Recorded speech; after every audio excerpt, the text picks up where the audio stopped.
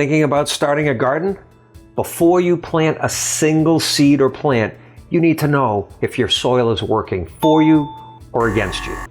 In this video, I'll share 4 key things every gardener should know about their soil, plus 3 powerful ways to supercharge your garden's productivity. Don't let bad soil hold you back. Watch now and give your plants the best start possible. If you have a yard or an area where you plan to grow either flowers or vegetables, you've already got a chunk of real estate that will be your starting point. Number 1, if you have a little time, it's always a good idea to have your soil tested.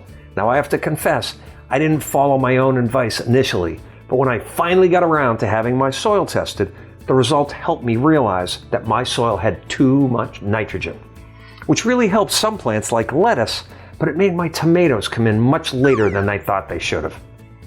Now, most states have testing labs or extension services that can test your soil for short money and provide information on what's in your soil, what's missing, and what you can do to supplement your soil. I've provided a link below to help you find a testing center near you. Now, the extension service or testing center will give you instructions on how to take a good representative soil sample, and shortly after you send them a sample, they'll send you a report telling you all about your soil and what you can do to improve your soil so that it's well balanced for the plants you want to grow. You might want to check out another video I have on fertilizers, which provides more information on supplementing the soil you have. Number 2, take a close visual look at your soil. Just look at it. Does your soil have a lot of rocks in it? Are there a lot of branches or roots in it? Rocks take up room and don't give your plants any nutrients. Rocks can also make it harder for root crops like carrots, parsnips, beets, potatoes, etc. to grow. I got a load of soil in a few years ago that was loaded with rocks. When I screened the rocks out, I lost about 20% of the volume of the soil I had. Yikes. Number 3, is the area that you have in mind for your garden near any trees or shrubs? There might be roots from these plants that are going to compete with what you're trying to grow. You're going to have to clear these things out to create conditions where your plants are going to be able to thrive. And number 4, what's the makeup of your soil? Soil consists basically of 3 components: sand, silt, and clay. And the ideal ratio is around 40% sand, 40% silt, and 20% clay, give or take according to this chart. And that ideal mix, that sweet spot, is what they call loam. Too much clay and water can't get in, and it won't drain either, which makes it harder for your plants to get access to water. Too much sand and the water drains away too quickly, and your soil doesn't hold on to the water. So again, your plants can only get water when it rains. Now, you can do a few things on your own to help you figure out the makeup of your soil. One thing you can do is a drainage test, where you basically dig a small hole about the size of a 1-pound coffee can, fill it with water, let the water drain out, and then fill it again and time how long it takes to drain. If it takes more than 2 minutes for the water to drain, you probably have too much clay. If it takes less than 20 seconds, you probably have too much sand. Now, the other thing you can do is to take a transparent container that's got a lid and fill it about halfway with soil from your garden. By the way, removing any large rocks and roots that are present before you add it. And now add water until the container is about 2/3 to 3/4 full. Close the lid tightly, shake everything up for 5 or 10 seconds, and set the container down. Now the sand is going to settle to the bottom first, the silt layer will be next, and the clay will be on top.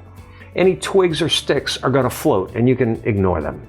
Now if you let things settle overnight, that's what I usually have to do, you should be able to see the 3 layers representing the sand, the silt, and the clay, and generally figure out what your ratios are. Now, here are 3 powerful ways to boost the productivity of your garden area. First, if the area is new, dig down at least 12 and preferably 18 inches to get a bed ready for gardening, clearing out all the rocks you find in the process. Now, if I'm going to grow root crops, I'll sift the soil using a half mesh screen or sometimes even a 1/4 mesh screen to remove the rocks.